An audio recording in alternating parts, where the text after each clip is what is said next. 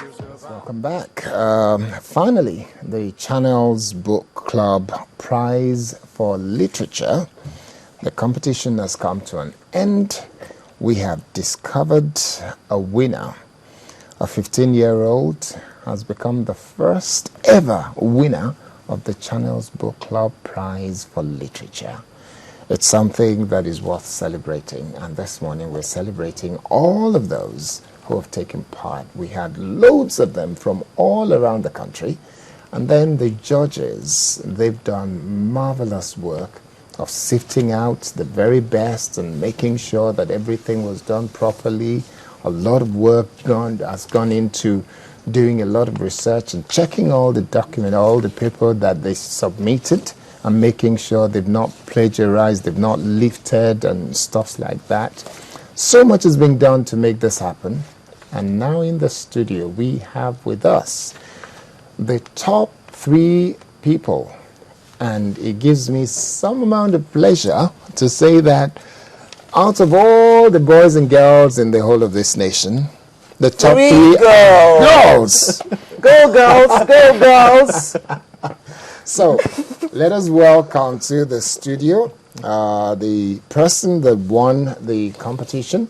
And that's Eniola Oladipo. Good morning and welcome. Good morning. And sitting next to Eniola is actually the person that came third in the competition. That's God's Favor. Nah, great to have you here. Good morning, sir. And then on the other side is Honor Charles Obaze. She came second. Good morning. And just beside Honor is Kunle Kasumo, who is the producer, co-producer and presenter of the program, and the one that actually brought the idea on and made it happen. He's being in the forefront. Look at the pride on his face. Yeah. We can see it. We can see it. Good morning. He's driven the well done. Congratulations. agenda. Thank you. Yes, he's driven it superbly well. Yes, he's gotten support. Our chairman has been very passionate about this, Mr. John Momo, and our vice chairman, Mrs. Momo. They've been passionate about these young people being engaged in this, but the driving engine for this has been Kunle himself. So, now, let me start with you, Kunle. The process of selecting and eventually getting a winner. Talk us through it very quickly, just in a summary. You put us through a summary of the process. Okay, the advertisement went out inviting students in secondary school to send in their entries. Simple. Read Chinua Achebe's Things Fall Apart, and then write an essay to summarize or review the book, and then send it to us by email.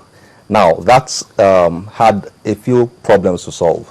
What if somebody writes the essay for somebody else? Let's say an uncle or an aunt or a father or a mom writes for a kid and then sends it by email.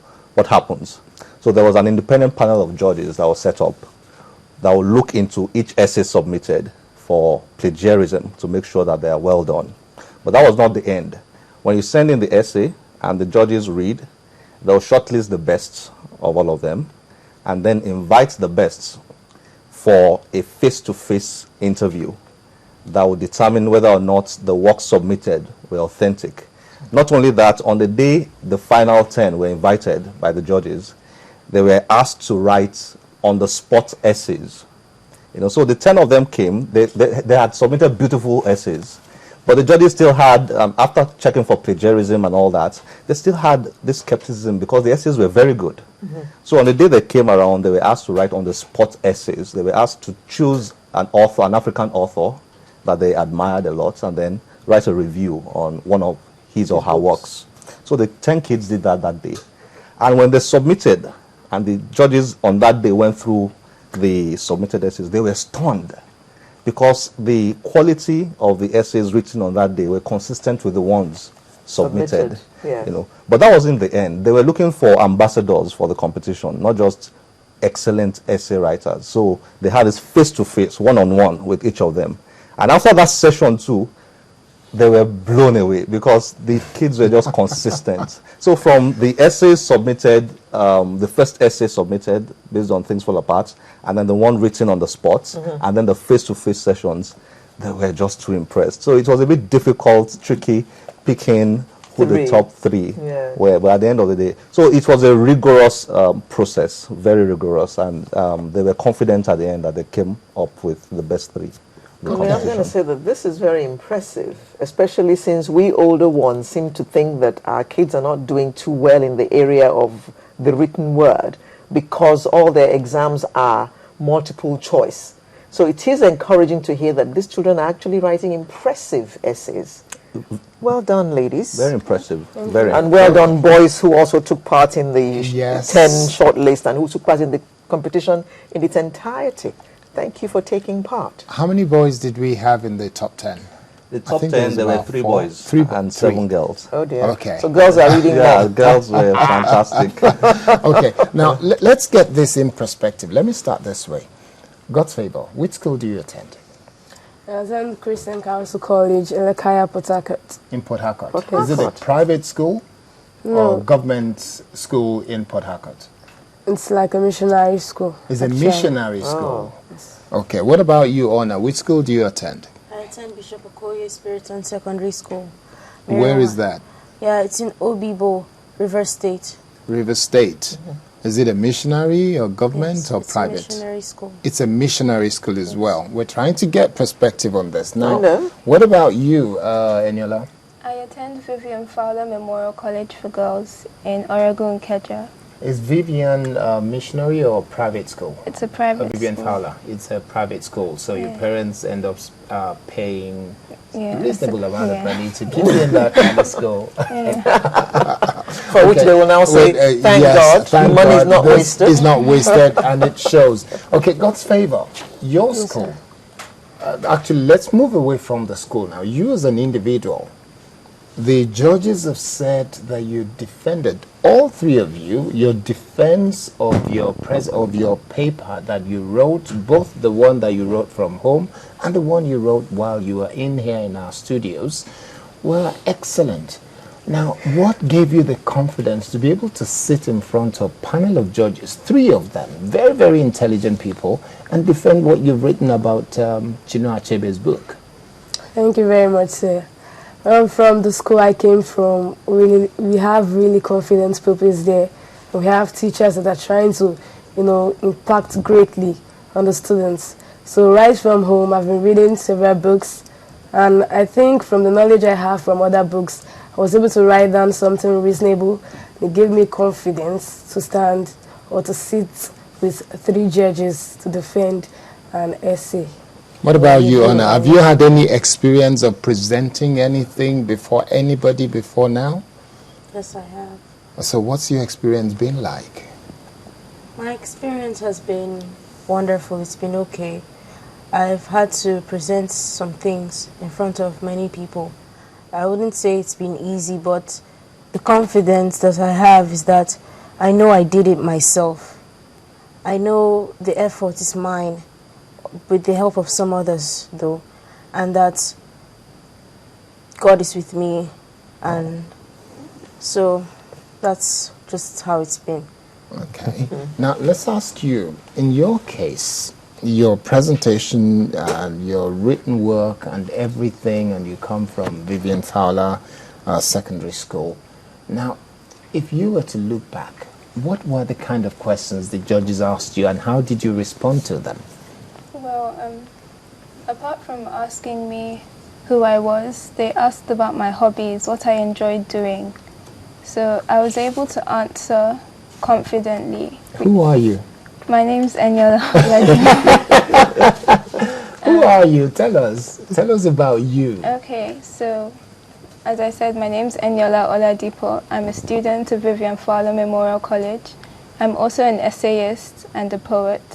A poet? Yeah. Oh, Excuse me. Nice. Go on. Yeah. So I enjoy playing the guitar, and I also enjoy making art pieces, and I'm basically quite a creative person in general. What's your favorite subject at school? English, definitely English. Oh, okay. So what do you want to be when you grow up? What do I want to be when I grow up? Well, I'm leaving all the options open. Now, give us all the options. Okay, I've been thinking about going into human rights work, maybe to work with the UN, maybe as a human rights officer in Africa. I've also thought about going into the science discipline as well. So, Okay. you know, So it's getting a bit confusing now, yes. Carry on. so I've basically been thinking about many job occupations. What do you want to study at university level? At university level, well, I've been thinking about studying international relations. So, Okay, so that to some extent will Explains help with the with UN human work. rights and UN work and so on. Now, when you were writing your study of Chinua Achebe's book, what did you put in that paper that you think must have been really compelling for the judges? What did you write there? What was your analysis of Chinua Achebe's work? Things Fall Apart.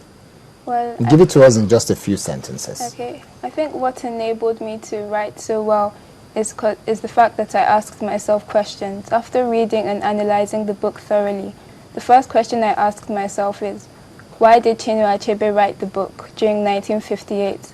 What prompted him to write the book during that specific time?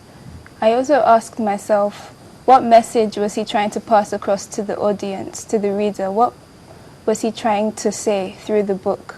So by constantly asking myself these questions, I was able to provide an answer and document it, and to make this very successful piece. What would be the answer to your own questions then? What do you think inspired Chinua Achebe to write one book that is now world acclaimed and has won so many prizes? Translated into God knows how many languages. Lots of languages. Well, I think what inspired him, or pushed him to write the book, it was his first book during that time. So I think what pushed him to write the book is during the year of 1958, so much was going on. The US civil rights movements were in motion. People were making sure that eventually African countries gained their freedom.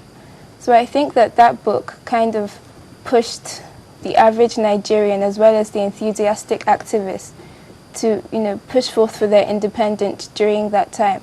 I also think that Chinua Achebe's Things Fall Apart wasn't the first colonial book published. There were many other books during that time that dealt with this issue of colonialism. But there was something unique about his book, which was the fact that unlike many other books, such as Heart of Darkness by Joseph Conrad, this book was able to portray Africans as people with a constitution, with a mind, and not just as animalistic savages who just walk around hitting things. They portrayed Africans, they gave them an alternate lens in which we were viewed. And they kind of, I think Chinua Achebe was able to portray us as human beings, and he went deeper into our elaborate culture instead of just condemning our rituals and rites during the 19th century. Deep. Interesting. Now you have an idea. Now I we see do. how come the judges were bowled over. Now, let me ask you, Orna. In your case, let's say that you read and you analyzed this book. Which other books have you read, and how often do you pick up books and read? Well, I've read many books, and to me, I just don't see a book and then judge it by its cover. I read many books, different authors, not only African authors from across the world. Authors have you read? I've read some books by Chukwuma Ibezute, His Time Will Tell. I've read that. I've read Femi Osofisan's Women of Owo. I've read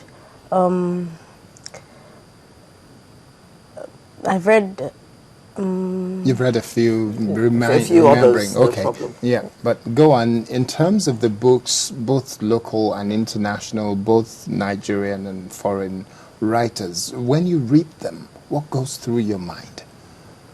Well, because in the world we've had very negative conceptions of us Africans, and it surprises me how African authors are able to overcome that title given to us as barbarians and savages and people without brains and intelligence. and being able to capture our society and then put it into writing for us to be able to read and understand where we're coming from as a place of good and a wonder, as a place of a good, just a good and wonderful nation, not just a place where things are done wrongly, entirely wrongly, because someone like Chinua Achebe, as a magical writer, he's always able to capture the African society and reconstruct it in a way that we look at it and look at it with nostalgia, wishing for it to happen over and over again, not making us feel like our past African society was a place where things were done wrongly, where all the rituals and rites were just about killing innocent people. But the brotherlyhood, the love and peace that existed amongst people of that time. Okay, that's fantastic, God's and favor. it's great. Now, God's favor, you tell us, when you read, actually, let's go back to the culture in a place like River State. Two of you have come from River State, and I know that the judges, when I was having conversation with them, they did say that how many people came from River State in this in the top 10? 5.